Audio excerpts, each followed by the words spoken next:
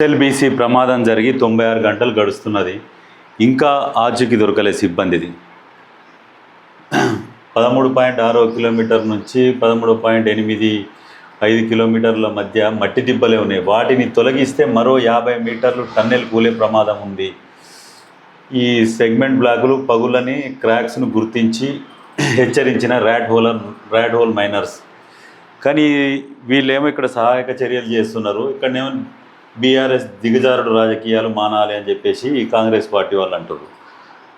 నిజంగా వాస్తవానికి ఇక్కడనేమో వీళ్ళేమో సిబ్బంది కష్టపడుతున్నారు. కష్టపడుతుంటే ఈ రాజకీయ నాయకులేమో ఒకరి మీద ఒకరు విమర్శలు చేసుకుంటున్నారు. ఎస్ఎల్బీసీ ఎప్పుడు ప్రారంభమైంది? 2004, దగ్గర 20 ఏళ్ళు అవుతుంది. ఇప్పుడు వీళ్ళు విమర్శిస్తున్నారు. అప్పుడున్నది ఎవరు? ఉమ్మడి రాష్ట్రం, కాంగ్రెస్ ప్రభుత్వమే కావచ్చు, ఉమ్మడి రాష్ట్రం అప్పుడు ప్రారంభమైంది. ఇప్పుడు ఇది ఏం చేసినారు కాంగ్రెస్ ప్రభుత్వము? ఎస్ఎల్బీసీ కూలింది కదా అని చెప్పేసి మాట్లాడుతున్నారు.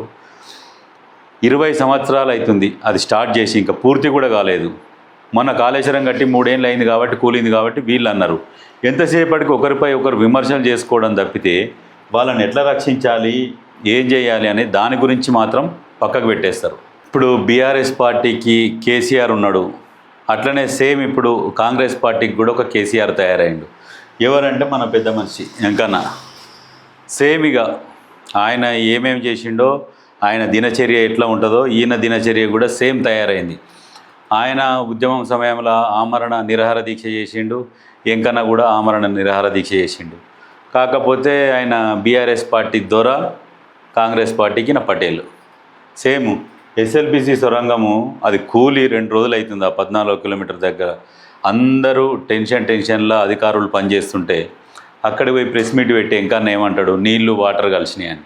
ప్రతిపక్షాలేమో దాన్ని ట్రోల్ చేస్తున్నాయి. నీళ్లు వాటర్ కలవడం ఏమైంది? ఇంగ్లీష్ వాటరు తెలుగు నీళ్లు 2 కలిసే ఈ ఘటన జరిగింది, సహాయక చర్యలకు ఇబ్బంది కలుగుతుందని చెప్పేసి మాట్లాడుతున్నాడు.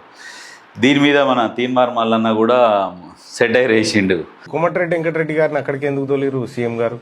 ఆయన ఇంకా వేరే పనికి తోలండి. ఆయన ఆడికి పోయి నీళ్లు వాటర్ కలిసినాయి కాబట్టి ప్రమాదం వచ్చిందని చెప్తా ఉన్నాడు. నీళ్లుగావే వాటర్ ఏంటంటే ఇంజనీరింగ్ సగం వరకు చదివిండు కానీ అని చెప్పేసి తీన్మార్ మల్లన్న సెటైర్లు వేస్తున్నాడు.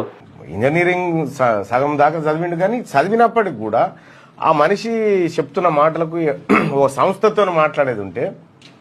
కానీ ఆ 8 మంది ఎట్లా బయటపడతారు అని చెప్పేసి అందరూ టెన్షన్లో ఉంటే వీళ్ళు పోతారు మంత్రులు. వీళ్ళు పోయి చేసేది ఏముంది?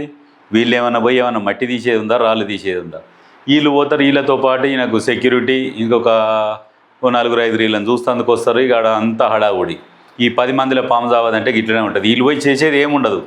ఆడికి పోతారు అనవసరంగా. ఇప్పుడు ఏదో మాట్లాడిండు, లాస్ట్కి ఇప్పుడు ప్రతిపక్షాలు అన్నీ ట్రోల్ చేస్తున్నాయి. ఇప్పుడు వీళ్ళు చేసేది కూడా ఏముండదు. వాళ్ళు ఎట్లా బయటపడాలి? అక్కడికి పోయి ఏమంటున్నాడు? ఫోన్ చేసినా రింగ్ అయింది, కలిసింది, లొకేషన్ తీసినాం, ఇక్కడనే ఉన్నది, వాళ్ళ భార్య కూడా మాట్లాడిందంట అని చెప్తున్నాడు. ఇట్లా ఉన్నది మరి మన మంత్రులది. మల్లన్న మాత్రం మంచిగా వేసిండు కౌంటర్ గట్టిగా.